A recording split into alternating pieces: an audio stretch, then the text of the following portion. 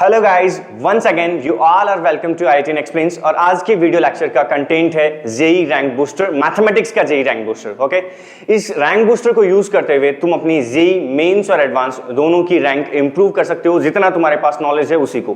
कैसे? सबसे पहले हमने अलग अलग 6 वॉल्यूम्स बनाए हैं, तो वॉल्यूम 1 का कंटेंट बताता हूं। उस कंटेंट को जान के तुम्हें खुद पता चल जाएगा कि ये तुम्हें कैसा हेल्प करने वाला है। हमने फर्स्ट वॉल्यूम में कवर किए हैं 5 चैप्टर्स, और उसमें हर चैप्टर के सबसे पहले मैंने क्वेश्चंस लिए हैं, हर चैप्टर के 3+1 questions, that means 3 JEE mains level के एंड 1 एडवांस लेवल का। इस तरह टोटल 20 क्वेश्चंस मैं यहां वीडियो लेक्चर में डिस्कस कराऊंगा। एंड एक फाइल जो है डिस्क्रिप्शन में अटैच की हुई है, उस फाइल में एक्स्ट्रा 10 क्वेश्चंस हैं तुम्हारी प्रैक्टिस के लिए, मेंस और एडवांस लेवल के। एंड देन 2019 का फेज 1 जो ऑलरेडी हो चुका है, उसमें जितने भी क्वेश्चंस आ चुके हैं इन चैप्टर्स के, जो तुम्हें हर कहीं नहीं मिलेंगे, वो भी उस फाइल में इंक्लूडेड हैं। तो हम स्टार्ट करते हैं वॉल्यूम 1 के साथ। अगर तुम्हें सारे वॉल्यूम्स की डिटेल चाहिए तो वो तुम स्क्रीन पे देख सकते हो। So let's start with volume 1।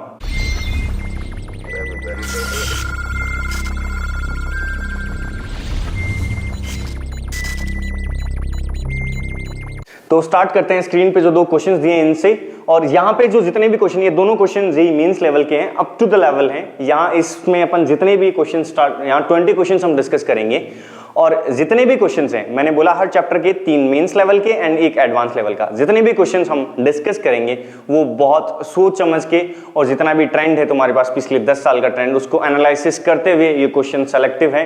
तो सेलेक्टिव क्वेश्चन है, इनको बहुत अच्छे से ध्यान देना है तुम्हें, वीडियो एंड तक देखना है सारे चैप्टर्स के क्वेश्चन। सबसे पहले फर्स्ट क्वेश्चन ट्रिग्नोमेट्रिक रेशियो का। देखो एफ ऑफ थीटा ये दिया हुआ है, और थीटा बिलोंग्स टू दिया हुआ है alpha, such that F of alpha is positive. इससे क्या समझ में आ रहा है कि इसका मतलब अपने को थीटा की सिर्फ वही वैल्यूज लेनी है इसके डोमेन में जिसके लिए ये कैसा आउटपुट दे, हमेशा F of theta positive output दे। ठीक है, तो इसका तुम्हें क्या बताना है? Minimum value. पहले इसको सिंप्लीफाई कर लेते हैं। F of theta, same argument बना रहा हूं मैं, यहां √3 लिखा हुआ है sin 2 थीटा, और ये 2 cos स्क्वायर थीटा को अपन ऐसा लिख सकते हैं 1 + cos 2 थीटा। देखो इन दोनों में सेम बन गया। अब हम एक रिजल्ट यूज कर सकते हैं। देखो ट्रिग्नोमेट्री का क्वेश्चन सॉल्व करने के लिए तुम्हें ट्रिग्नोमेट्री के सारे रिजल्ट्स एंड फॉर्मूलाज जो हैं टिप्स पे याद होने चाहिए, तभी जाके क्वेश्चन में तुम मैनिपुलेशन कर पाओगे। ठीक है, ओके, ये एक सजेशन था। इससे स्टार्ट करते हैं। इस एक्सप्रेशन को मैं सिंप्लीफाई कर रहा हूं। तो ये एक्सप्रेशन क्या है तुम्हारे पास? √3 sin 2 थीटा + cos 2 थीटा। पहले इसका रेंज फाइंड कर रहे हैं। इसका रेंज कैसे आएगा? ये बन गया a sin x + b cos x type का, दोनों में सेम है ना x का वैल्यू। इसका रेंज होता है -√a² + b² से +√a² + b²। तो रेंज क्या हो जाएगा? माइनस में √3 का स्क्वायर + 1 का स्क्वायर, कैलकुलेट कर लिया होगा तुमने, ये रेंज आ गया -2 से +2 तक। इसमें वापस क्या ऐड किया हुआ है? 1 ऐड किया हुआ है, तो इस पूरे में 1 ऐड कर देंगे तो रेंज क्या हो जाएगा? -1 से 3 तक। हमें तो सिर्फ क्वेश्चन किसके लिए सॉल्व करना है? जब ये कैसा आउटपुट लेता हो? सिर्फ पॉजिटिव आउटपुट लेता हो। तो पॉजिटिव आउटपुट इसका मतलब हमें -1 से 3 नहीं लेना, सिर्फ क्या लेना है? 0 से 3 लेना है, और इसके कॉरस्पॉन्डिंग तुम्हें क्या बताना है? Minimum value. सो बहुत ही ऑब्वियस स्टेटमेंट बोलने जा रहा हूं। इस फंक्शन का मिनिमम वैल्यू अगर ये सिर्फ पॉजिटिव वैल्यूज लेता हो, कब होगा? जब डिनोमिनेटर का वैल्यू मैक्सिमम होगा, तो इसका ओवरऑल वैल्यू जो है वो क्या होगा? मिनिमम। और डिनोमिनेटर का मैक्सिमम वैल्यू कितना है? 3, तो इस पूरे का मिनिमम वैल्यू कितना हो जाएगा? 1/3। चलो क्वेश्चन में कुछ एक्स्ट्रा डिस्कस कर लेते हैं। मान लो ये सब नहीं दिया होता और डायरेक्ट ये एक्सप्रेशन देकर इसका रेंज पूछा होता, तो फिर हम ये नहीं करते, है ना? इसको हटा देते हम, इससे सॉल्व करते। -1/3 आ गया। अब इसका क्या करना है? रेसिप्रोकल। उसका क्या तरीका होता है? इसको -1 से 0 करेंगे एंड देन क्या करेंगे? 0 से 3, 2 पार्ट में ब्रेक करेंगे। ऑब्वियसली डिनोमिनेटर 0 तो नहीं हो सकता ना। ठीक है, अब इसका रेसिप्रोकल करना है, तो इसका रेसिप्रोकल तो कितना हो जाएगा? 1/3 से लेके इन्फिनिट हो जाएगा, और इसका रेसिप्रोकल कितना आएगा? -∞ से लेके आएगा -1। ये होगा फाइनली इसका रेंज, अगर ये सारी कंडीशंस प्रोवाइडेड ना हो। Okay, let's move to the next question. Let a and b denote the statements. a और b ये 2 स्टेटमेंट्स गिवन है, और तुम्हें ये गिवन है। तुम्हें इससे कंक्लूड करके बताना है कि a और b में क्या दोनों ट्रू है, या दोनों फॉल्स है, या कौन सा ट्रू फॉल्स है। Okay, let's start. ए और बी गिवन है। सबसे पहले तो simple method, cos beta minus gamma देख के क्या क्लिक कर रहे हैं? ये क्या है? cos beta cos gamma + sin beta sin gamma. cos cos का पेयर है एंड sin sin का पेयर है। अगर मैं इस पूरे का होल स्क्वायर कर दूं तो यहां क्या बनेगा?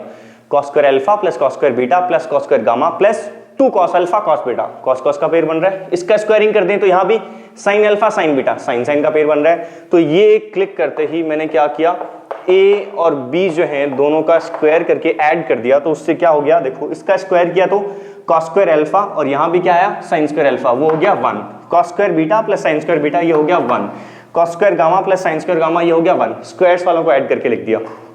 नेक्स्ट क्या बनेगा 2 कॉस अल्फा कॉस बीटा, तो यहां भी बनेगा ना क्या 2 साइन अल्फा साइन बीटा, 2 लिया कॉमन तो क्या बन गया cos alpha cos beta plus sine alpha sine beta, वो किसका फॉर्मूला हो गया कॉस अल्फा माइनस बीटा का। नेक्स्ट फिर 2 cos beta cos gamma plus 2 sine beta sine gamma, 2 ले लिया common, cos beta cos gamma plus sine beta sine gamma हो गया cos beta minus gamma, and then उससे next ऐसे ही बन जाएगा कॉस गामा माइनस अल्फा, और इन दोनों का स्क्वायर्स का सम किया है तो ये इक्वल टू 0 है तो वहां भी क्या आएगा इक्वल टू 0। ये 1 प्लस 1 प्लस 1 कितना हो जाएगा 3, उस तरफ जाएगा -3, 2 को उस तरफ ले गए तो इक्वल टू कितना आ गया -3/2। तो इससे हम ये कंक्लूड कर सकते हैं दैट मींस ए और बी दोनों क्या होंगे ट्रू।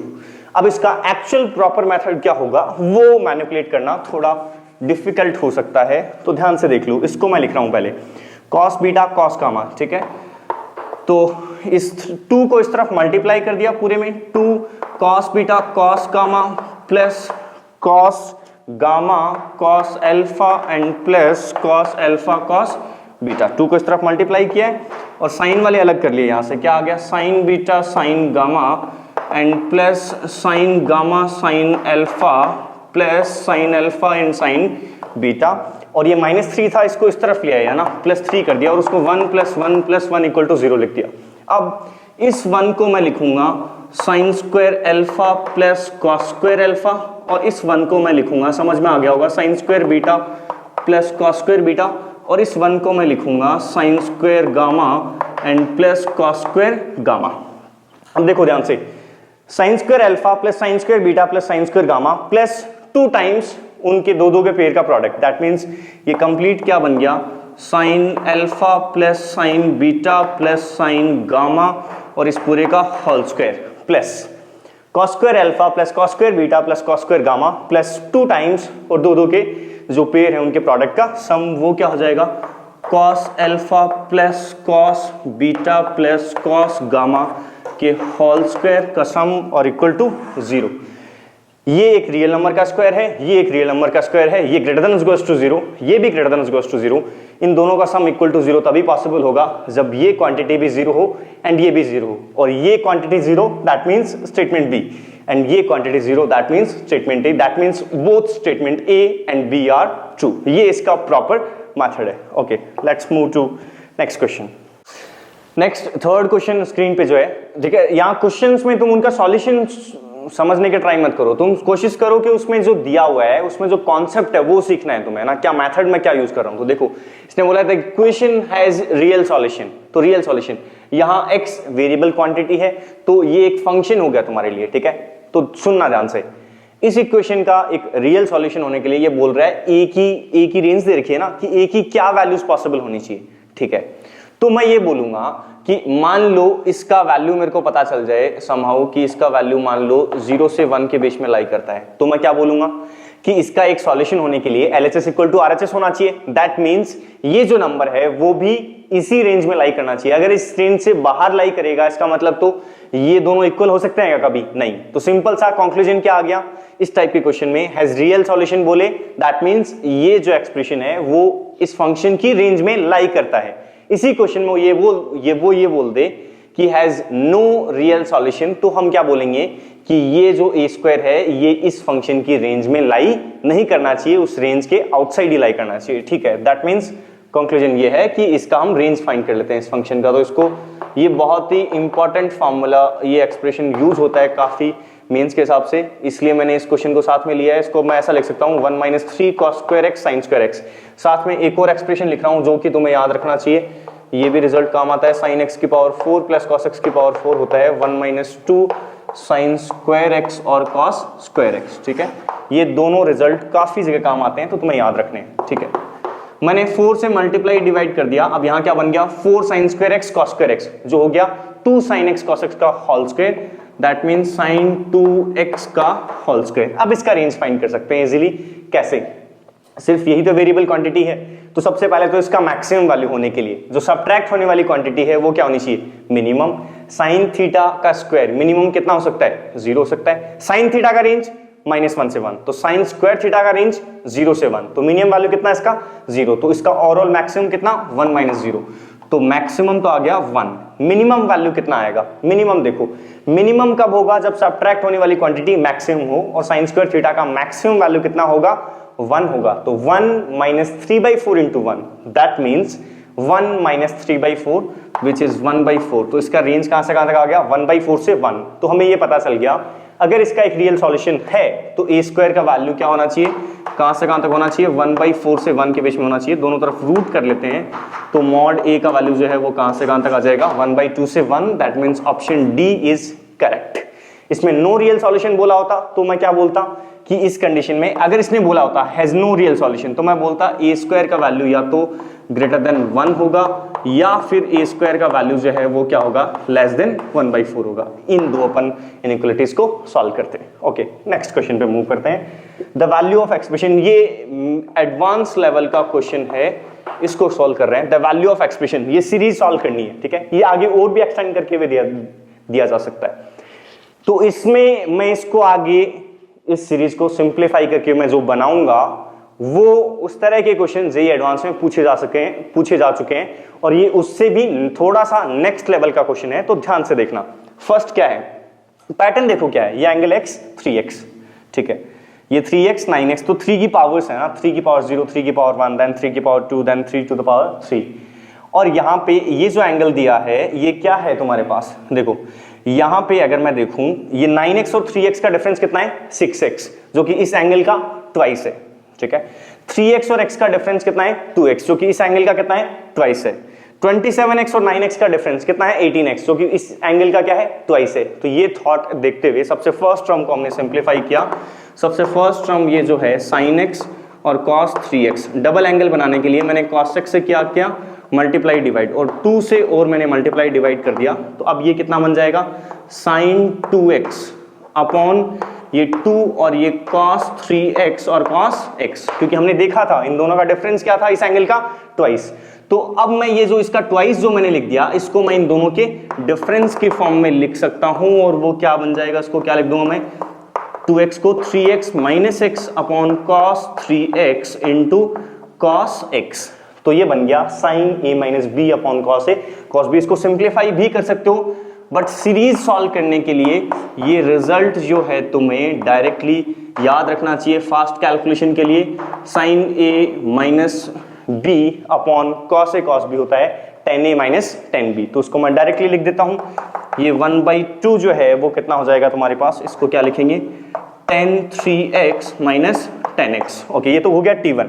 नेक्स्ट t2 लिखूं मैं, ऐसे ही t2 क्या होगा, सेम वैसे ही 2 cos 3x से ऊपर नीचे मल्टीप्लाई करेंगे, तो इसमें क्या है, पैटर्न देख लो ना, इस tan of 3x minus tan x, तो इसमें कितना आ जाएगा 1/2, tan of 9x माइनस क्या आएगा tan 3x। Next third term क्या आएगा, 1/2 tan of 27x minus tan of 9x। इनको ऐड कर दें तीनों को, तो देखो ये tan 3x positive negative cancel, tan 9x positive negative cancel, 1/2 सब में कॉमन आ गया, तो 1/2 tan 27x minus tan x, 1/2 tan 27x minus tan x, that means option C is correct, ठीक है।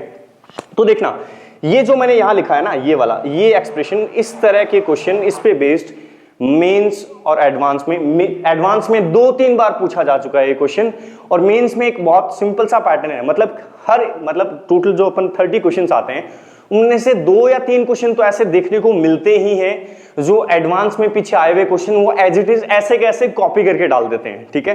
तो खास करके ऐसा कॉन्सेप्ट जो एडवांस के पॉइंट ऑफ व्यू से एडवांस में भी रिपीट हुआ है, तो वो मेंस के लिए बहुत इंपॉर्टेंट कॉन्सेप्ट बन जाता है, और एडवांस के पॉइंट ऑफ व्यू से भी काफी अच्छा क्वेश्चन है। Okay, next move to the next question. तो नेक्स्ट लेते हैं क्वेश्चन नंबर 5। 4 क्वेश्चन हम ट्रिग्नोमेट्रिक रेशियो के कंप्लीट कर चुके हैं, उसमें एक जेईई एडवांस लेवल का था, 3 मेंस क्वेश्चन के। नेक्स्ट ट्रिग्नोमेट्रिक इक्वेशन के क्वेश्चन स्टार्ट कर रहे हैं। सबसे पहला, general solution of equation 1 + cot θ = cos θ। लग रहा होगा बहुत ही फर्जी सवाल है, सॉल्व करते हैं, देखते हैं क्या गलती करने वाले हो तुम, या फिर से खुद से सॉल्व करके देख लो। इसको लिख रहा हूं मैं 1 + cos अपॉन sin, है ना, cos को c, sin को s लिख रहा हूं स्मॉल सिंबल के फॉर्म में, तो ये क्या बन जाएगा, एलसीएम लेके sin + cos = 1। जो मैं बोलते जा रहा हूं गलतियां नहीं करनी, वो ध्यान से सुन लेना। कभी भी ट्रिग्नोमेट्रिक इक्वेशन में स्क्वायरिंग मत करो। मेरा कहने का मतलब है जहां तक पॉसिबल हो उसे अवॉइड करो। ऐसा हो जाए कि जरूरत पड़ी रही है करनी है तो फिर सर्टेन कंडीशंस के साथ में एक्स्ट्रा कंडीशंस अप्लाई करते हुए स्क्वायरिंग करेंगे। तो जहां तक पॉसिबल है स्क्वायरिंग अवॉइड करो। तो कोई अगर इसको सोच रहा है स्क्वायरिंग करके सॉल्व कर लेते हैं, नहीं, गलतियां होने के पूरे चांसेस होंगे। तो इसको अपन सॉल्व किससे करेंगे? हम इसको सॉल्व करेंगे आर्गुमेंट इंट्रोड्यूस करते हुए। मैं 1/√2 से डिवाइड कर देता हूं पूरे को। मेथड क्या होता है इसका? यहां ये वो टाइप है a sin x plus b cos x equal to c। तो इसमें हम डिवाइड करते हैं root a square plus b square से। a का वैल्यू 1 है, b का वैल्यू 1 है, तो किससे डिवाइड करेंगे? रूट 1 स्क्वायर प्लस 1 स्क्वायर से। दैट मींस रूट 2 से डिवाइड करेंगे पूरे को। तो पूरे को रूट 2 से डिवाइड किया। अब इसको, ये क्या बन गया देखो, इसको मैं ऐसा लिख देता हूं 1/√2 है, तो ये इस पूरे को मैं cos में चेंज कर रहा हूं, है ना। कैसे? इसको लिख दिया sin π/4 into sine X plus ये हो गया cos π/4 इंटू cos x और इक्वल टू ये आ गया cos π/4। ये क्या बन गया तुम्हारे पास? cos x minus π/4 equal to cos π/4। क्या आएगा? x minus π/4 equal to 2n pi plus minus π/4। एक बार प्लस साइन ले लो और एक बार माइनस। ये प्लस ले लिया और ये माइनस ले लिया। क्या आएगा आंसर? प्लस लिया तो देखो ये प्लस π/4 है, ये उस तरफ जाके प्लस π/4 और प्लस π/4 कितना हो जाएगा? π/2। तो x इक्वल टू आएगा 2n पाई प्लस π/2। माइनस लिया तो माइनस π/4 से माइनस π/4 कैंसिल और x इक्वल टू कितना हो जाएगा? 2n पाई। तो कौन सा ऑप्शन करेक्ट होगा? एक तो है 2n pi plus minus π/4 plus π/4, यही ऑप्शन करेक्ट हो जाएगा, ऑप्शन ए ना। ऑप्शन ए करेक्ट नहीं होगा। क्यों नहीं होगा? ध्यान से देखना। ये इक्वेशन ओरिजिनल ये था, हमने इसको सिंप्लीफाई करके ये लिया।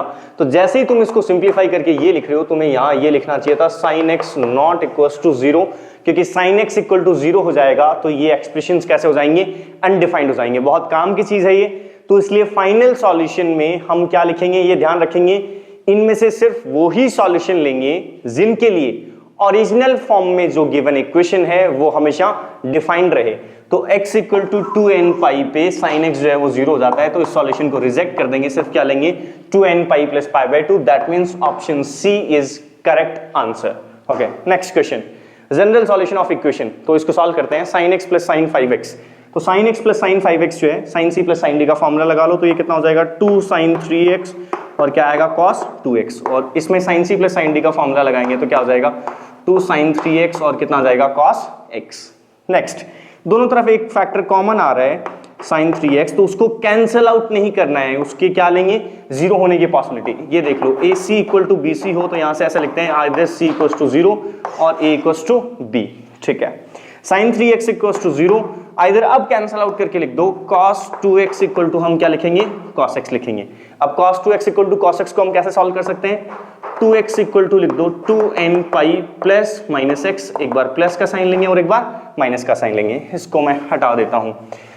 प्लस का साइन लिया तो 2x equal to 2n pi plus x। तो x इक्वल टू कितना आएगा? 2n pi, n belongs to integer. Actual में तो हमें सब में सिंबल डिफरेंट लिखने चाहिए, n, k, t, p सारे इंटीजर हैं, क्योंकि ये सारे at the same time different integers हो सकते हैं। बट इतना कॉमन सेंस होगा सब में कि यहाँ इसमें जो n है और इसमें जो n है वो दोनों डिफरेंट इंटीजर हो सकते हैं। ओके, नेक्स्ट, माइनस किया तो 3x इक्वल टू 2n पाई, तो x इक्वल टू क्या हो जाएगा? 2n pi by 3, n belongs to integer. और इसमें क्या आएगा? 3x equal to n pi, that means x equal to n pi by 3 और n बिलोंग्स टू इंटीजर। अब प्रॉब्लम ये है, क्वेश्चन में क्या पूछा है? General solution of the equation is, क्या आंसर 2n पाई होगा या 2n पाई बाई 3 होगा या n पाई बाई 3 होगा? ऑप्शन में तो n पाई बाई 3 भी दिया है और 2n पाई बाई 3 दिया है। क्वेश्चन मैंने बोला ये किस पैटर्न का है? मेंस पैटर्न का है। मान लो एडवांस पैटर्न का भी है, क्या दोनों ऑप्शन टिक करेंगे? नो, हम सिर्फ ऑप्शन टिक करेंगे सी। क्यों? रीजन सुन लो उसका। यहां बोला है जनरल सॉल्यूशन, और जनरल सॉल्यूशन जो वर्ड है उसका मतलब क्या होता है? An expression that can represent all the solutions. ठीक है, तो यहां इसको लिखेंगे, इसमें क्या क्या आएंगे? n पाई बाई 3 में क्या क्या सॉल्यूशंस आएंगे? 0 पाई बाई 3, 2 पाई बाई 3, फिर पाई, 3 पाई बाई 3 हो गया पाई। नेक्स्ट कितना आएगा तुम्हारे पास? 4 पाई बाई 3, 5 पाई बाई 3, उससे नेक्स्ट क्या आएगा? 6 पाई बाई 3, दैट मीन्स 2 पाई। तो ये 0, 2 पाई, 4 पाई, ये सारे के सारे सॉल्यूशन, ये सारे इसमें ऑलरेडी कंटेन्ड है ना। ठीक है, ये 2 पाई बाई 3, 4 पाई बाई 3, ये सारे सॉल्यूशंस भी ऑलरेडी इसमें कंटेन्ड है। तो ये एक ऐसा एक्सप्रेशन है जो इन दोनों सॉल्यूशंस को भी रिप्रेजेंट कर सकता है। तो मैं ऐसा कह सकता हूं ये एक ऐसा एक्सप्रेशन है जो इस इक्वेशन के सारे सॉल्यूशंस को रिप्रेजेंट कर सकता है। दैट मींस ये क्या होगा, जनरल क्वेश्चन, जनरल सॉल्यूशन, चाहे ये एडवांस पैटर्न का क्वेश्चन ही क्यों ना हो, मोर देन वन करेक्ट क्यों ना हो, तो भी हम सिर्फ आंसर सी टिक करेंगे। हाँ, अगर ये इसको हटा दे जनरल सॉल्यूशन को, तो फिर हम क्या टिक करेंगे, ये भी टिक करेंगे, ये भी टिक करेंगे, और अगर कहीं तुम्हें 2n पाई दिख जाए तो वो ऑप्शन भी टिक करेंगे। लेकिन अगर उसने जनरल सॉल्यूशन लिख दिया तो सिर्फ ऑप्शन टिक करेंगे C. Okay, next question. Next दो क्वेश्चन वापस ट्रिग्नोमेट्रिक इक्वेशन के, एक मेंस लेवल का और एक एडवांस लेवल का। ये भी तुम इसको बोल सकते हो मेंस से थोड़े ऊपर लेवल का। ये एक पर्टिकुलर टाइप के क्वेश्चंस हैं। देखो यहां पे इस क्वेश्चन को सॉल्व करने के लिए ये है, इनको मैं बोलूंगा बाउंड्री प्रॉब्लम्स। ठीक है, बाउंड्री प्रॉब्लम्स कैसे, देखो ध्यान से देखना। यहां पे जो दिया हुआ है तुम्हें 1 plus sine x to the power 4 equal to cos square 3x। Cos square का रेंज कहां से कहां तक होता है, कॉस स्क्वायर थीटा का रेंज क्या होता है, 0 से 1 होता है। तो ये जो क्वांटिटी है ये हमेशा कहां लाई करेगा, 0 से 1 में। ऐसे ही साइन स्क्वायर का रेंज भी 0 से 1 प्लस 1 किया तो रेंज कहां से कहां तक हो गया, 1 से 2 हो गया। तो इस कंप्लीट का जो रेंज है वो आ गया 1 से 2। अब 1 इस RHS में जो एक्सप्रेशन लिखा है 1 उसका कैसा वैल्यू है, मैक्सिमम वैल्यू है, और LHS वाले का 1 क्या है, मिनिमम वैल्यू है। ध्यान से सुनना, LHS और RHS दोनों इक्वल होने चाहिए। ये 1 से ज्यादा वैल्यू ले नहीं सकता और ये 1 से कम वैल्यू नहीं ले सकता। तो दोनों इक्वल कब होंगे, तभी होंगे जब ये भी 1 हो एंड ये भी 1 हो। क्योंकि मान लो ये 1 नहीं हुआ तो ये 1 से क्या होगा, स्मॉलर। क्या ये 1 से स्मॉलर हो सकता है, तो दोनों कभी इक्वल नहीं हो पाएंगे। इक्वलिटी सिर्फ एक ही बाउंड्री कंडीशन में पॉसिबल है, जब ये एक्सप्रेशन भी 1 हो एंड ये भी क्या हो, 1 हो। ये एक्सप्रेशन 1 कब बनेगा, जब sin x की पावर 4 का वैल्यू क्या हो, 0। तो फाइनली क्या आ गया कंक्लूजन, sin x की power 4 equal to 0 and cos square 3x जो है उसका वैल्यू किसके इक्वल है, 1 के इक्वल। sin थीटा 0 कब होता है, x इक्वल टू n पाई पे, एंड 1 माइनस cos स्क्वायर लिख लेते हैं इसको, तो sin square 3x equal to 0 आएगा। तो 3x इक्वल टू क्या आ जाएगा, n पाई, तो x इक्वल टू क्या लिख देंगे, n पाई बाई 3। यहाँ एंड है, एंड है इसका मतलब अब हमें x की ऐसी वैल्यूज देखनी है जिसपे ये एक्सप्रेशन 0 हो जाए एंड ये एक्सप्रेशन भी 1 हो जाए। इसका मतलब हमें x की ऐसी वैल्यूज देखनी है जो इस इक्वेशन को भी सेटिस्फाई करें एंड इस इक्वेशन को भी सेटिस्फाई करें। दैट मींस हमें x की ऐसी वैल्यूज देखनी है जो दोनों के सॉल्यूशन में क्या हो, कॉमन हो। दैट मींस हमें इन दोनों का क्या लेना है, इंटरसेक्शन लेना है, कॉमन वैल्यूज लेनी है। तो इसका पैटर्न हम लिखें तो क्या आएगा, 0 पाई 2 पाई 3 पाई, और इसका पैटर्न अगर हम लिखें तो क्या आएगा, 0 पाई बाई 3 2 पाई बाई 3 और पाई, इस तरह के आएंगे। तो इन दोनों में कॉमन सॉल्यूशंस क्या हैं, 0 पाई 2 पाई 3 पाई एंड सो ऑन। तो इसको अपन क्या लिखेंगे, n पाई। दैट मींस इसका आंसर क्या हो जाएगा तुम्हारे पास, n पाई। अब इसने क्या बोला है, इस इंटरवल में क्या चाहिए, ग्रेटेस्ट पॉजिटिव सॉल्यूशन। तो 5 पाई बाई 2 से जस्ट छोटा पॉजिटिव सॉल्यूशन n पाई टाइप का कौन सा होगा, 2 पाई। तो ये क्या हो गया इसका आंसर। अगर इसने जनरल सॉल्यूशन पूछा होता तो क्या आता, n pi. Next question, 3 minus 2 cos theta minus 4 sin theta minus cos 2 theta plus sin 2 theta equals to 0। अब इस टाइप के क्वेश्चंस में कैसे तुम सॉल्व करोगे, इसमें तुम्हें एक दो ट्रायल लेके ही देखने पड़ेंगे कि किस तरह से ये फैक्टराइज होगा। तो देखते हैं, देखो 3 माइनस 2 cos थीटा, मैं इसको शॉर्ट फॉर्म में लिख रहा हूं सबको, 4 sin थीटा, और देखो इस sin 2 थीटा को तो हम क्या लिखने वाले हैं, 2 sin theta cos theta, minus 2 cos theta. cos theta को मैं साइन की फॉर्म में भी खोल सकता हूं और cos की फॉर्म में भी खोल सकता हूं। तो पहले अगर जैसे मैं इसको ओपन करता हूं, इस पूरे वाली इस एक्सप्रेशन को मैं ओपन कर रहा हूं किसकी फॉर्म में, साइन की फॉर्म में। तो cos 2 थीटा क्या होता है, 1 माइनस 2 साइन स्क्वायर थीटा। तो कितना आ जाएगा, -1 plus 2 sine square theta equals to 0। तो 2 साइन और इन दोनों में कॉमन ले लिया, क्या 2 cos, तो क्या आएगा साइन -1, और बाकी जो बचा है वो क्या है, 2 साइन स्क्वायर माइनस 4 साइन, और ये 3 माइनस 1 क्या हो जाएगा, plus 2 equals to 0। 2 cos sine -1, यहाँ 2 कॉमन लिया, sine square minus 2 sine plus 1, वो हो गया साइन -1 का होल स्क्वायर इक्वल टू 0। इसको आगे सॉल्व किया, दोनों में पूरे में क्या कॉमन आ जाएगा, 2 इंटू साइन -1 आ जाएगा कॉमन। तो यहाँ क्या बचेगा, cos plus sine -1 equals to 0। Sine theta equal to 1 और cos theta plus sine theta equal to 1। तो साइन थीटा इक्वल टू 1 का सॉल्यूशन क्या आएगा, theta equal to 2n pi plus pi by 2। और ये ऑलरेडी अपन फर्स्ट क्वेश्चन में solve कर चुके हैं, cos theta plus sine theta equal to 1। कैसे सॉल्व करेंगे, √2 से डिवाइड करते हुए। तो यहाँ थीटा की दो वैल्यूज आएंगी, 2n पाई और 2n pi plus pi by 2। That means कौन कौन सा ऑप्शन करेक्ट हो जाएंगे तुम्हारे पास यहाँ पे? ऑप्शन जो है तुम्हारे पास ये लिखा हुआ है n पाई, 2n पाई करेक्ट होगा, 2n pi plus pi by 2 correct होगा। ये ऑप्शन जो है n पाई करेक्ट नहीं होगा क्योंकि यहाँ पे सिर्फ क्या दिया हुआ है? 2n पाई दिया हुआ है। क्लियर है? ओके, नेक्स्ट हम स्टार्ट करते हैं एसओटी के क्वेश्चंस। तुमने जैसे ही लेक्चर प्लान में एसओटी देखा होगा, देखते ही सबसे पहला थॉट तुम्हारे दिमाग में आ गया होगा कि ये क्या है एसओटी? एसओटी तो जेईई मेंस के सिलेबस में ही नहीं है। नहीं, ऐसा बिल्कुल नहीं है। जेईई मेन 2019 के फेज 1 में एसओटी से क्वेश्चंस आए हैं और प्रूफ के लिए हम जो फाइल जो अटैच कर रहे हैं डिस्क्रिप्शन में, उसमें 2019 के जो क्वेश्चन है फेज 1 के प्रॉपर टॉपिक वाइज जो टॉपिक इस फर्स्ट वॉल्यूम में कवर किए हैं वो टॉपिक वाइज क्वेश्चन वहां डाले हुए हैं, तो देख लेना, वहां एसओटी के क्वेश्चंस भी उसमें हैं। That means SOT will be considered in JEE main syllabus. So let's start with question number 9. In triangle ABC, A और B का रेशियो गिवन है 2 + √3 और एंगल C कितना है 60। तो अपने को एंगल A और B बताना है। तो इसमें अपन क्या यूज कर सकते हैं? सबसे बेस्ट अप्रोच रहेगा Napier's analogy, that means tangent rule भी जिसको बोलते हैं, और वो ये होता है tan A minus B by 2 equal to A minus B upon A plus B cot C by 2। तो A अपॉन B कितना दे रखा है 2 + √3, इसको अपॉन 1 लिख लेता हूं और अब इसमें क्या लगा दें? कंपोनेंडो एंड डिविडेंडो लगा देते हैं। तो A minus B upon A plus B क्या हो जाएगा? पहले इसमें से ये सबट्रैक्ट कर दूं, ये हो जाएगा 1 + √3 और इसमें ये ऐड करेंगे तो कितना आ जाएगा 3 + √3। तो इसको आगे सिंप्लीफाई किया, tan A minus B by 2 equals to A minus B upon A plus B का वैल्यू पुट कर दिया, 1 + √3 कॉमन लिया, 1 + √3 और cot C by 2, C is 60 degree, cot C by 2 that means cot 30 degree which is √3 से √3 cancel, इससे ये cancel, ये किसके इक्वल हो गया? ये 1 के इक्वल हो गया। that means A minus B by 2 is 45, that means A minus B is 90 degree.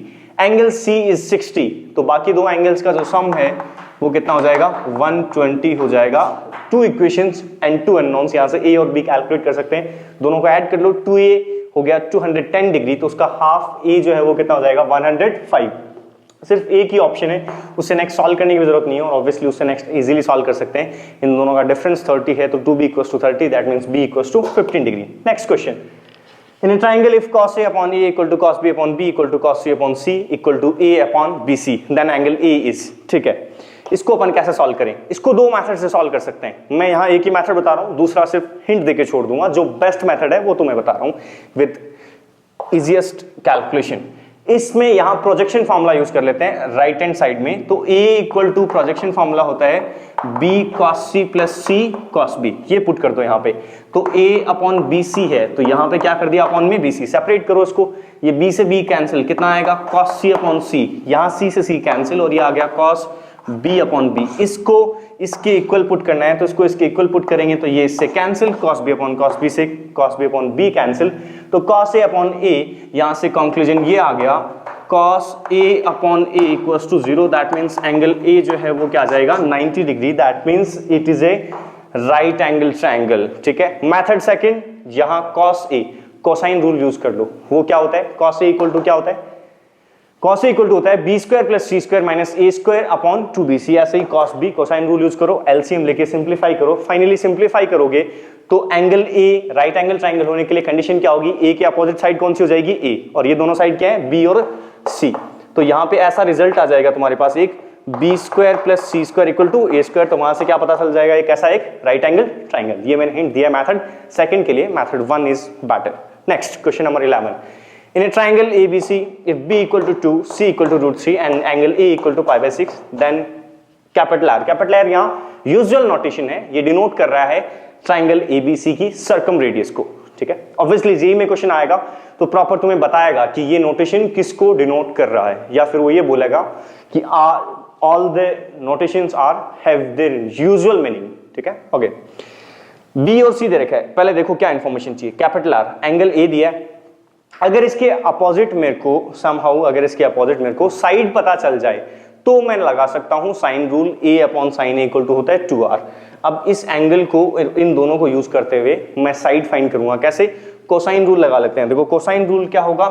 cos π/6 cos A = अभी फॉर्मूला बोला था मैंने, क्या होता है? B² + C², तो B² + C² माइनस ए स्क्वायर अपॉन 2bc, तो कितना आ जाएगा ये 2 इंटू रूट 3। अब देखना cos पाई बाई 6 कितना होता है रूट 3/2, इस तरफ लाओ मल्टीप्लाई करो तो रूट 3/2, तो ये 2 से 2 कैंसिल और ये फाइनली कितना हो जाएगा 6 हो जाएगा। तो ये आएगा 7 minus A square equal to 6, तो A square equal to 1, that means A equal to 1। और अब हम यहाँ पे क्या लगा लेते हैं साइन रूल, वो क्या होता है A upon sine A equal to 2r, तो साइन पाई बाई 6 कितना हो गया 1/2, तो ये आ गया 2 equal to 2r, that means capital R equal to क्या हो जाएगा 1, तो ऑप्शन बी क्या हो जाएगा करेक्ट। अब यहाँ पे थोड़ा सा मैं कंक्लूजन बता देता हूँ।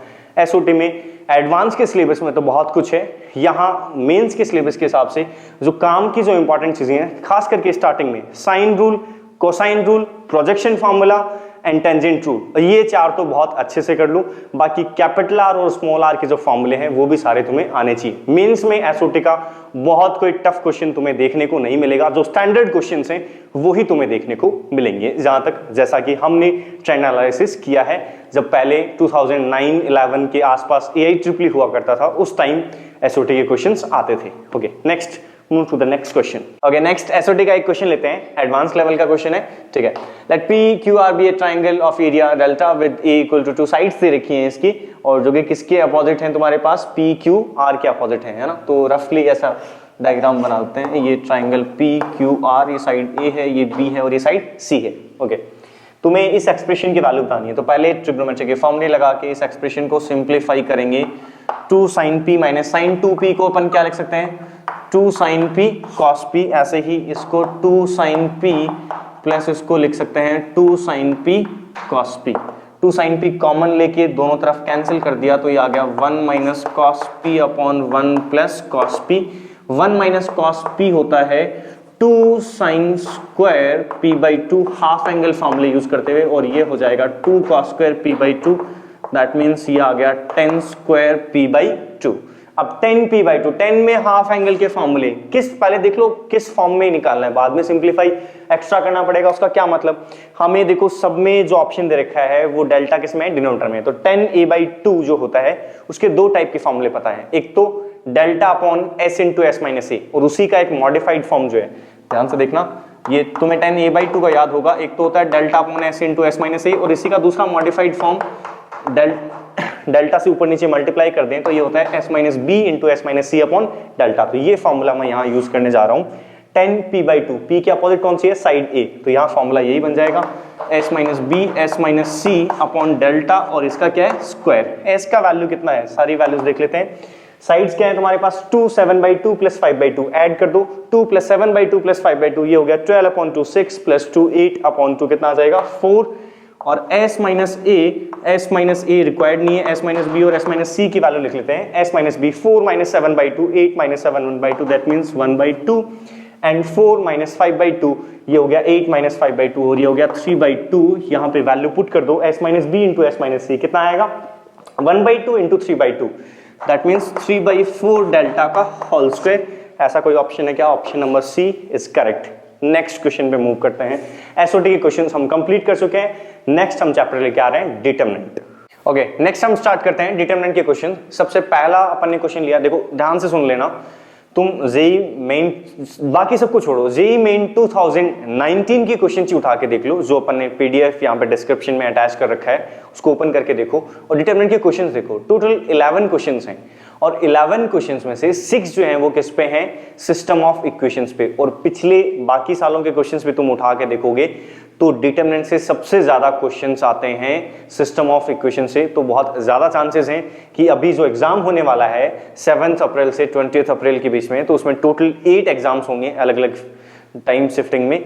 तो उसमें से बहुत ज्यादा चांसेस है कि तुम्हारी शिफ्ट में जो क्वेश्चन आ रहा है वो किसका आ जाए तुम्हारे पास, सिस्टम ऑफ इक्वेशन का। तो उसके कॉन्सेप्ट, उसके नोट्स अच्छे से रिवाइज कर लेना, उसके कॉन्सेप्ट बहुत ही अच्छे से क्लियर होने चाहिए। वापस मैं यहाँ क्वेश्चंस के थ्रू ट्राई करूंगा कुछ कुछ कॉन्सेप्ट तुम्हारे रिवाइज करवाने के। First question, if A is non-real complex number for which system of equation has non-trivial solution, then mod of A is A non-real complex number है, ठीक है। तो पहले तो अपन बात करते हैं कि ये जो सिस्टम ऑफ इक्वेशन है इसके नॉन ट्रिवियल सॉल्यूशन होने के लिए कंडीशन क्या होगी। पहले तो ये कैसा सिस्टम ऑफ इक्वेशन है, ये है होमोजीनियस सिस्टम ऑफ इक्वेशन। और होमोजीनियस सिस्टम ऑफ इक्वेशन में नॉन ट्रिवियल बोले या फिर नॉन जीरो सॉल्यूशन बोले या फिर वो इनफिनिट सॉल्यूशन बोले, तीनों ही केसेस में हम क्या करते हैं, d equal to zero. D यहाँ पे क्या है, d है डिटरमिनेंट बनने वाला, x के जो कॉफिशिएंट्स हैं, y के कॉफिशिएंट्स हैं और z के कॉफिशिएंट हैं, उनको कॉलम्स में पुट करते जाओ। तो क्या आएगा a माइनस ए स्क्वायर और ये a cube, next minus A square और ये हो जाएगा a क्यूब और ये आ गया a, नेक्स्ट आ गया अपने पास a क्यूब और a और क्या आएगा minus A square equal to zero. जो जो कॉमन आ रहा है उसको कॉमन निकालते जाओ, सॉल्व करते जाओ। इससे a कॉमन आ रहा है, इस वाले से a कॉमन आ रहा है, इस वाले से भी a कॉमन आ रहा है, तो a क्यूब तो कॉमन आ गया। और obviously a cube equal to zero नहीं हो सकता क्योंकि a equal to zero, zero is a real number, तो a क्यूब तो अपन ने कॉमन निकाल लिया, उसको उड़ा देंगे ऐसे कैसे ही। 1 माइनस ए स्क्वायर और ये माइनस ए स्क्वायर और 1 और ये ए स्क्वायर 1 और ये minus a equals to zero. अब इससे आगे सॉल्व कर लेते हैं। इसमें देखो 1 minus A plus A square, अगर तीनों को ऐड कर दें, r1 की जगह क्या कर दें, r1 plus r2 plus r3, very important transformation, इसको तो हटा दो। तो क्या आएगा 1 minus A plus A square, तो ये सब में आ जाएगा कॉमन और यहाँ क्या बचेगा 1 1 1 माइनस ए स्क्वायर 1 और ये ए स्क्वायर और ये 1 और माइनस ए और ये इक्वल्स टू जीरो। चलो ठीक है, अब बहुत ज़्यादा कैलकुलेशन बची नहीं है, डायरेक्टली एक्सपेंड भी कर सकते हो उसको, करेंगे तो क्या बनेगा, ये देखो माइनस ए क्यूब और माइनस 1, ठीक है, ये तो एज इट इज ऐसा लिखा हुआ है, ए स्क्वायर माइनस ए प्लस 1 और ये यहाँ पे क्या बन जाएगा 1 इंटू माइनस ए क्यूब माइनस 1 और 1 के साथ में ये ए स्क्वायर माइनस ए स्क्वायर, ये कैंसिल होकर जीरो हो गया। फिर इसके मैंने एक्सपेंड किसके अलॉन्ग किया है, r1 के अलॉन्ग, ठीक है। नेक्स्ट इसके साथ में इनको हटा दिया तो क्या बचेगा तुम्हारे पास माइनस ए और क्या बच जाएगा minus a to the power 4। तो वापस इसमें क्या कॉमन आ रहा है पूरे में, यहाँ पे देखो इसमें माइनस कॉमन ले लेता हूं तो A square minus A plus 1, तो क्या बनेगा ये बन जाएगा तुम्हारे पास A to the power 4 plus A cube और प्लस ए प्लस 1। यहाँ ए क्यूब कॉमन लेने पे क्या बन जाएगा ए प्लस 1 और ये क्या बनेगा ए प्लस 1 पूरे में कॉमन आ गया, ए स्क्वायर माइनस ए प्लस 1 और यहाँ पे क्या बनेगा अब ये बन जाएगा ए क्यूब प्लस 1। वापस इसके फैक्टर करेंगे, एक तो बनेगा ए प्लस 1, तो a प्लस 1 का स्क्वायर और इसको सिंप्लीफाई करके क्या लिख दिया ए स्क्वायर माइनस ए प्लस 1 और इक्वल टू जीरो। तो नॉन रियल तो इससे आएंगे ना, इससे तो कैसा आएगा रियल रूट, और A square minus A plus 1 equal to zero के नॉन रियल रूट्स जो हैं वो क्या होंगे A equal to minus omega और माइनस ओमेगा स्क्वायर, जिसका मॉड जो है वो किसके इक्वल होगा 1 के इक्वल होगा। That means b is the correct answer.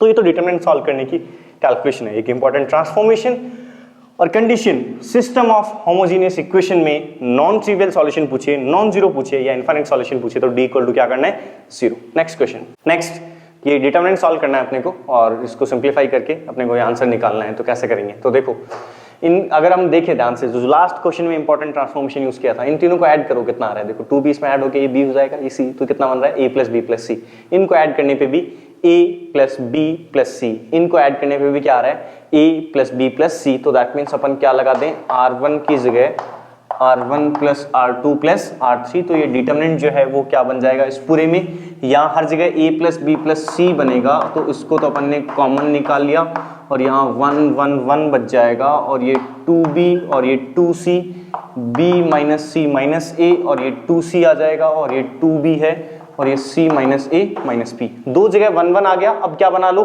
Subtract करके 0 0 बना लेते हैं। तो मैं ये कर रहा हूँ यहाँ पे सबसे पहले जो c2 है उसकी जगह c2 माइनस c3, c1 की जगह कर लेते हैं c1 माइनस c2 और c2 की जगह हम कर रहे हैं c2 माइनस c3। तो क्या बनेगा, ये किया 0, इसमें से ये सब्ट्रैक्ट किया तो यहाँ क्या आ गया b plus c plus a और ये आ गया 0। नेक्स्ट इसके अलॉन्ग क्या आएगा, देखो इसमें से ये सब्ट्रैक्ट किया तो यहाँ 0 और इसमें से ये सब्ट्रैक्ट किया तो कितना आ जाएगा तुम्हारे पास b minus 2b minus b minus c minus a और इसमें से ये सब्ट्रैक्ट करने पे आ गया c plus a plus b 1 2b c minus a minus b। Along इसके अलॉन्ग एक्सपेंड कर सकते हैं, तो ये a प्लस b प्लस सी तो ऑलरेडी था। अब देखना इस पूरे कॉलम में a प्लस बी प्लस सी क्या आ जाएगा कॉमन आ जाएगा, तो कॉमन आते यहाँ क्या हो जाएगा स्क्वायर, यहाँ कॉमन लिया कितना आएगा -1, यहाँ कॉमन लेने पे क्या हो जाएगा 1। अब इसके अलॉन्ग एक्सपेंड कर दो तो ये दो तो 0 है, r1 के अलॉन्ग एक्सपेंड करेंगे तो क्या आएगा a plus b plus c into 1 और -0, तो फाइनली क्या हो जाएगा a plus b plus c का क्यूब। नेक्स्ट क्वेश्चन पे मूव करते हैं। नेक्स्ट क्वेश्चन नंबर 15 लेते हैं, जो कि वापस सिस्टम ऑफ इक्वेशन का है, क्रेमर्स रूल पे है, बट इसमें थोड़ी सिचुएशन डिफरेंट है। लास्ट क्वेश्चन था सिस्टम ऑफ होमोजेनियस इक्वेशन का, ये होमोजेनियस इक्वेशन नहीं है। होमोजेनियस इक्वेशन कब होगा? जब ये कांस्टेंट सारे क्या हो? जीरो। क्या बोला है? If the system of equation have at least one solution, या इस क्वेश्चन में चेंज करके लैंग्वेज ये भी बोल सकता था कि if the system is consistent, इसका मतलब भी यही होता है। If the system is consistent that means the system has at least one solution. Okay, तो ए, बी और सी के बीच में रिलेशन बताना है। पहले तो इसका क्या चेक करते हैं? डी चेक करते हैं, डी का वैल्यू जो है वो क्या आ रहा है। तो डी का वैल्यू कॉलम्स लिख दो, 1 2 1 -2 1 और 3, और नेक्स्ट जो है वो कितना है? 1 -2 और -3। इसको सॉल्व कर लेते हैं। डिटरमिनेंट की वैल्यू कितना आएगा तुम्हारे पास?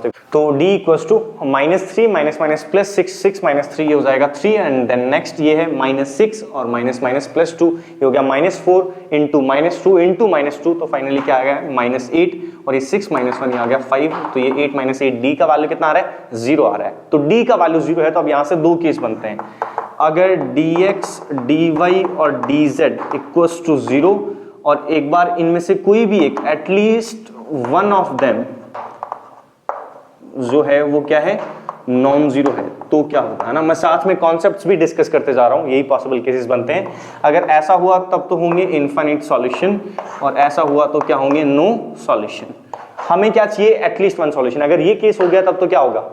No solution. हमें चाहिए एटलीस्ट वन सॉल्यूशन। इसका मतलब at least one of them non zero वाली कंडीशन नहीं होनी चाहिए, तीनों क्या होने चाहिए? जीरो ही होने चाहिए। तो तीनों को जीरो करते हैं। पहले dx को जीरो करें, तो dx को जीरो, dx होता क्या है? फर्स्ट कॉलम को किन से रिप्लेस कर दो? कांस्टेंट से, a, b और c। ये -2 1 1 3 -2 और ये -3, इसको इक्वल टू 0 करें, सॉल्व करें। a इंटू कितना बनेगा? ये -3 और माइनस माइनस क्या हो जाएगा? +6, तो ये कितना बन जाएगा तुम्हारे पास? 3a। नेक्स्ट इसके b के साथ में सॉल्व करेंगे, तो ये माइनस, ये हो गया 6 और -3, तो कितना आएगा? -3b। मैंने किसके अलावा एक्सपेंड किया है? c1 के अलावा। c के साथ में ये 4 -1 कितना हो जाएगा? +3c इक्वल्स टू 0, ये आ गया a -b + c equal to 0। ऐसे ही तुम dy और dz 0 करो तो उससे भी देख लेना, यही रिलेशन बनेगा, a -b + c equal to 0। एक एक्स्ट्रा चीज बता देता हूं, जो मैंने क्वेश्चन एक्स्ट्रा क्वेश्चंस में डाला है, जब 10 क्वेश्चन तुम्हारी प्रैक्टिस के लिए है, उसमें एक बहुत इंपॉर्टेंट चीज यहां ये होती है, अगर dx, dy, dz 0 हो जाए और d इक्वल टू 0 हो जाए तो भी नो सॉल्यूशन हो सकता है। और वो केस है ऐसा, जैसे मान लो x - y + z equal to 1 हो जाए, x - y + z equal to 0 हो जाए, और x - y + z equal to 2 हो जाए। तो ये तीनों कैसे हैं? एक्चुअल में x, y और z में जो लीनियर इक्वेशन है वो 3 डायमेंशनल प्लेन में किसको, 3 डायमेंशनल जो स्पेस होता है उसमें रिप्रेजेंट करता है एक प्लेन की इक्वेशन को। तो ये 3 प्लेन्स हैं, और इन तीनों के जो नॉर्मल वेक्टर है वो सेम है। इसका मतलब ये तीनों प्लेन्स जो हैं वो क्या है? पैरेलल हैं। तो 3 प्लेन्स अगर पैरेलल हैं तो क्या वो एक दूसरे को किसी भी एक पॉइंट पे इंटरसेक्ट कर पाएंगे? हम सिस्टम ऑफ इक्वेशन की सॉल्यूशन की बात कर रहे हैं। इसका मतलब x, y और z की ऐसी वैल्यू की बात कर रहे हैं जो तीनों इक्वेशन को सेटिस्फाई करें। दैट मीन्स अगर ज्योमेट्रिकली बात करें तो हम एक ऐसे पॉइंट की बात कर रहे हैं जो कि इन तीनों प्लेन पे लाई करें, और अगर ये तीनों पैरेलल प्लेन है तो वो किसी भी पॉइंट पे इंटरसेक्ट नहीं करेंगे, उनमें कोई भी पॉइंट कॉमन नहीं होगा। तो d, dx, dy, dz ये सब 0 होने के बावजूद इस केस में जो है क्या होंगे? No solution. सॉल्व करके देख लेना चाहिए, इसके लिए ये सारे 0 आएंगे फिर भी नो सॉल्यूशन होंगे। तो जब भी ऐसा आए तो चेक कर लेना कहीं ये स्पेशल केस तो नहीं है। और सिर्फ क्या तरीका है स्पेशल केस आइडेंटिफाई करने का? कि ये प्रोपोर्शनल क्वांटिटीज हो और कांस्टेंट जो है वो क्या हो? डिफरेंट हो। पैरेलल प्लेन्स की इक्वेशन नहीं होनी चाहिए। ओके, नेक्स्ट क्वेश्चन पे मूव करते हैं। नेक्स्ट डिटरमिनेंट का लास्ट क्वेश्चन, उसके बाद मैट्रिक्स स्टार्ट करेंगे। ये एडवांस लेवल का क्वेश्चन है, और एडवांस के पॉइंट ऑफ व्यू से जो सबसे टफ कॉन्सेप्ट होगा डिटरमिनेंट में वो होगा तुम्हारे लिए प्रोडक्ट ऑफ डिटरमिनेंट्स। इस डिटरमिनेंट को क्वेश्चन देख के ही पता चल जाएगा तुम्हें, एक पैटर्न फॉलो हो रहा है इसमें। ये x cos theta cos square theta वापस ऐसा टर्म यहां बन रहा है, तो ये एक पैटर्न देख के ही पता चल जाएगा कि ये सॉल्व तो किससे होगा। तुम्हें ये तो फील आ जाएगी किससे सॉल्व होगा? प्रोडक्ट ऑफ डिटरमिनेंट से। अब ये कैसे बताए, इसका कोई ट्रिक नहीं है। दो डिटरमिनेंट्स दे रखे हो, उनका प्रोडक्ट तो तुम लिख सकते हो, लेकिन प्रोडक्ट लिखा हुआ है तो उसको दो डिटरमिनेंट्स के मल्टीप्लिकेशन में ब्रेक करना, ये माइंड की एक्सरसाइज ही होगा। उसी टाइम पे तुम्हें मैनिपुलेट करना पड़ेगा, ठीक है। तो जितना ज्यादा अच्छे से तुम अपने मेंटली प्रिपेयर्ड होके जाओगे उतने ही ज्यादा चांसेस हैं इस क्वेश्चन को तुम सॉल्व कर सको। अगर सॉल्व कर लिया तो फिर तो बस एक स्टेप का सोच लिया, उसके बाद में एक स्टेप का क्वेश्चन है। तो देखो 3x² है ना, तो मैं इसको x² x और 1 से स्टार्ट किया, ठीक है। 3x² बनाने के लिए मैंने क्या किया, 1x और x², ठीक है। Next x² plus x cos theta और x cos² थीटा, ये थॉट आया कहां से, यहाँ x² x1 है, यहाँ x² x1 है, तो इसलिए मैंने x² x1 रखा है, ठीक है। सब में x² और x इस तरह की क्वांटिटीज मल्टीप्लाई हो रही हैं। उससे नेक्स्ट में देखो x² को 1 से मल्टीप्लाई करना है, मैं किससे मल्टीप्लाई कर रहा हूँ, यहाँ मैं मल्टीप्लाई कर रहा हूँ रो बाई कॉलम से, ठीक है। फर्स्ट रो को फर्स्ट कॉलम से कर दिया, लेकिन अब फर्स्ट रो को सेकंड कॉलम से करेंगे। x² को 1 से, x को करेंगे cos थीटा से और 1 को करेंगे cos स्क्वायर थीटा से। नेक्स्ट x² को 1 से एंड देन x को sin थीटा से एंड 1 को करेंगे sin स्क्वायर थीटा से। नेक्स्ट बनाते हैं ये, इसको इससे मल्टीप्लाई करना है, तो 1 को तो किससे करेंगे, cos स्क्वायर थीटा से, x को cos थीटा से और x² को 1 से, ये बन गया। इससे आगे वाले अपने आप बनने चाहिए, देखो cos square theta plus cos square theta plus cos square theta, that is 3 cos square theta, cos square theta plus sin theta cos theta plus sin square theta, तो cos square theta plus sin square theta is 1 और ये बना sin theta cos theta. ये क्या होगा, sin 2 theta by 2 तो होगा ना, sin 2 थीटा बाई 2 कितना हो जाएगा, 2 sin theta cos theta upon 2, कितना हो गया ये 1 plus sin theta cos theta, वही यहाँ बन रहा है। उससे नेक्स्ट में इजीली समझ में आ गया होगा, 1 को मल्टीप्लाई करेंगे sin स्क्वायर थीटा से, x को sin थीटा से एंड x² को 1 से, तो आगे वाले मैच करोगे वो भी बन जाएंगे। इनका प्रोडक्ट इक्वल्स टू 0। इसने दे रखा है sin theta is not equals to cos theta, तो इस इक्वेशन को सॉल्व करने पे x की दो वैल्यूज क्या आएंगी, वो कॉन्सेप्ट यूज कर लो ना, कि अगर x equal to alpha put करने पे वो इक्वेशन को सेटिस्फाई कर रहा हो, इसका मतलब x माइनस अल्फा क्या होगा, उसका एक फैक्टर। तो यहाँ अगर मैं x equal to sin theta put कर दूं तो डिटरमिनेंट का वैल्यू क्या हो जाएगा, 0, क्योंकि फर्स्ट और थर्ड रो जो है वो क्या हो जाएंगी, आइडेंटिकल। तो x equal to sin theta is a solution. x equal to cos theta put करने पे फर्स्ट और सेकंड रो आइडेंटिकल हो जाएंगी, तो x equal to cos theta is also a solution. तो यहाँ से दो सॉल्यूशन क्या आ जाएंगे, sin theta and cos theta. बाकी तुम इसको सॉल्व भी कर सकते हो प्रॉपर्ली।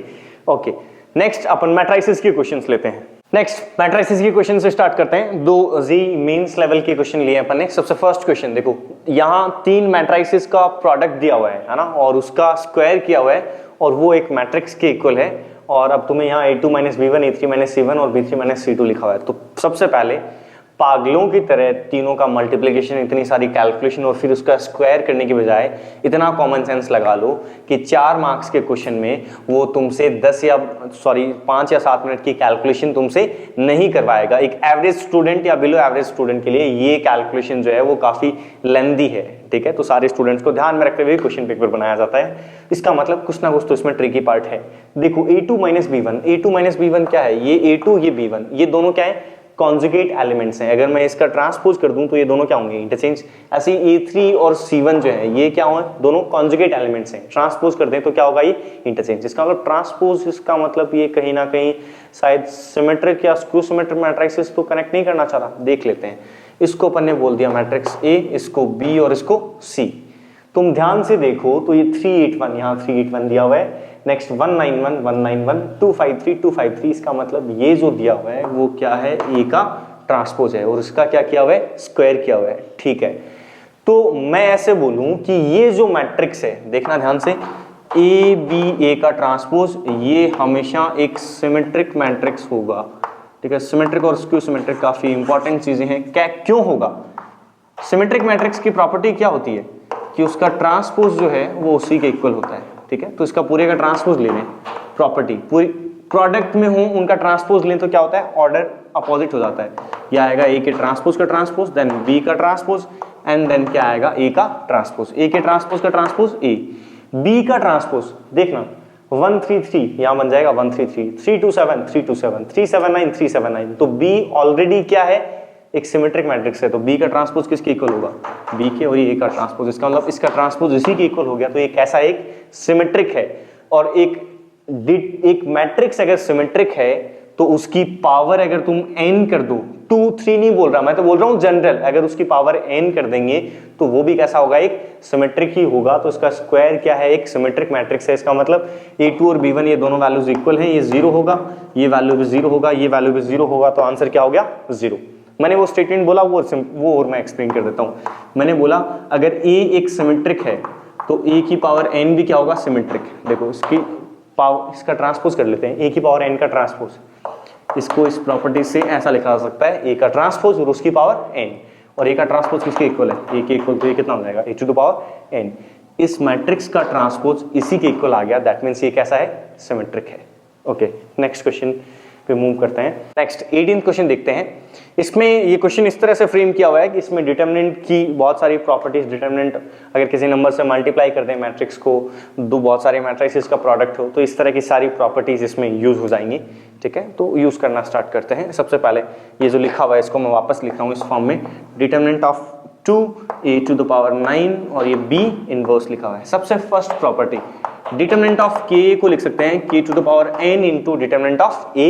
n यहाँ पे क्या है, ऑर्डर ऑफ द मैट्रिक्स, यहाँ पे किस ऑर्डर के हैं, सेकंड ऑर्डर के हैं, तो बाहर निकालो 2 टू द पावर 2 आएगा और a टू द पावर 9 और ये b इनवर्स लिख सकते हैं। नेक्स्ट प्रॉपर्टी होता है डिटरमिनेंट ऑफ ab को लिख सकते हैं determinant of a into determinant of b if a and b are square matrices. यहाँ क्या है, ये दोनों स्क्वायर मैट्रिक्सेस है, लगा सकते हैं property determinant of a to the power 9 into determinant of b inverse.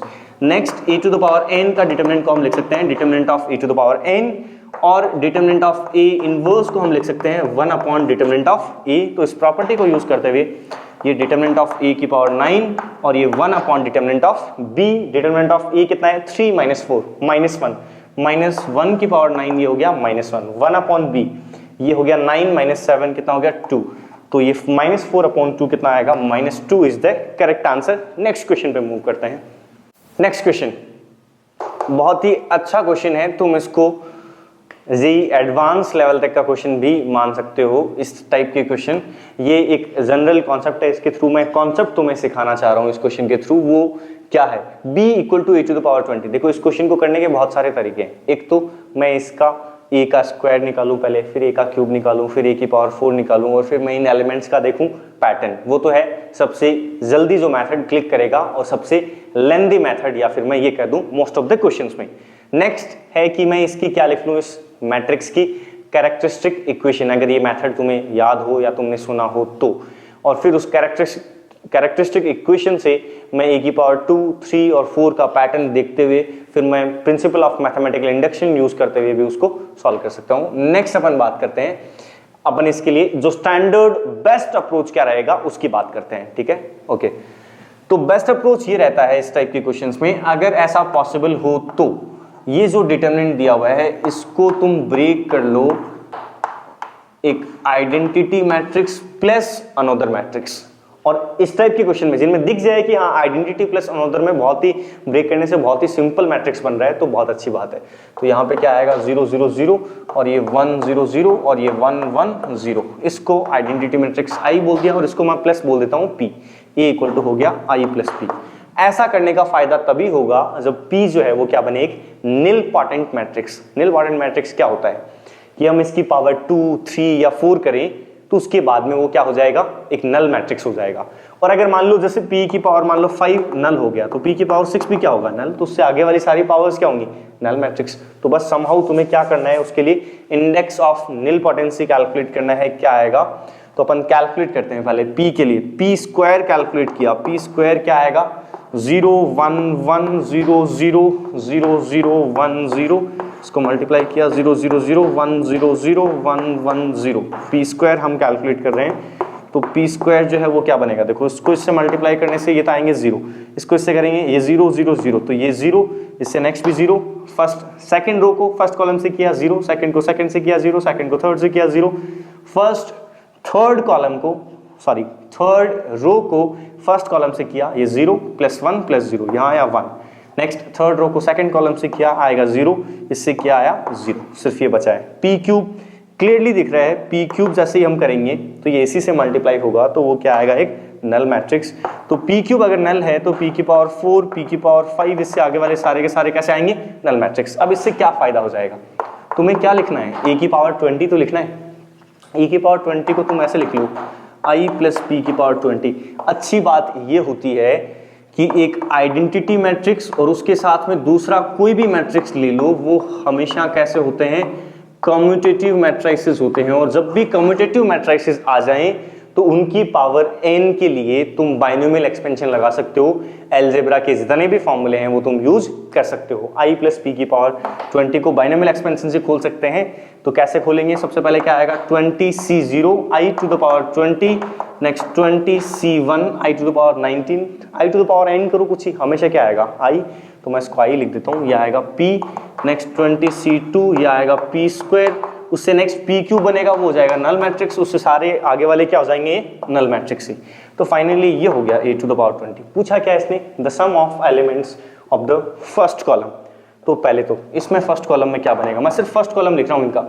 ये तो 20c0 1 होता है, i की पावर 20 कितना आ जाएगा i, तो ये बनेगा 100, ठीक है। नेक्स्ट 20c1 कितना हो जाएगा 20, तो ये बनेगा तुम्हारे पास 20 टाइम्स p क्या है ये, इसको 20 टाइम्स करना है, तो ये 20 टाइम्स क्या आएगा 0 1 1, और आगे वालों से अपने को मतलब नहीं है फर्स्ट कॉलम।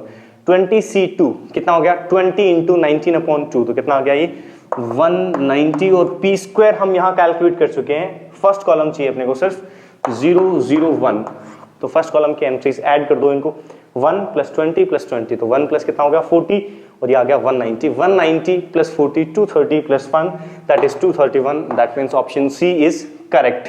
लास्ट क्वेश्चन ले लेते हैं अपन अपनी रैंक बूस्टर का, जेई एडवांस लेवल का मैट्रिसेस का एक question, symmetric and skew symmetric matrices के कॉन्सेप्ट पे।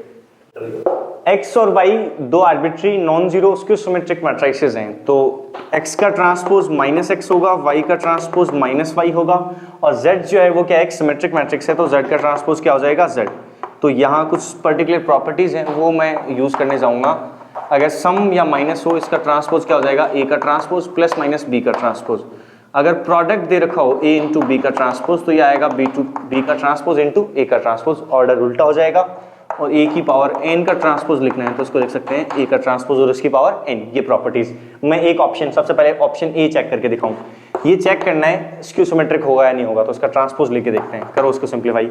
इसका ट्रांसपोज तो क्या आएगा y cube z to the power 4 का ट्रांसपोज माइनस z की पावर 4 y क्यूब और इसका ट्रांसपोज। ये प्रोडक्ट है, प्रोडक्ट का ट्रांसपोज ले रहे हैं तो ऑर्डर क्या हो जाएगा, चेंज हो जाएगा। ऑर्डर चेंज कर दो, z की पावर 4 का ट्रांसपोज, y की पावर 3 का ट्रांसपोज माइनस y की पावर 3 का ट्रांसपोज और z की पावर 4 का ट्रांसपोज। मैं स्टेप बाय स्टेप सॉल्व करके दिखा रहा हूं, उससे आगे वाले इतना स्टेप में सॉल्व नहीं करेंगे।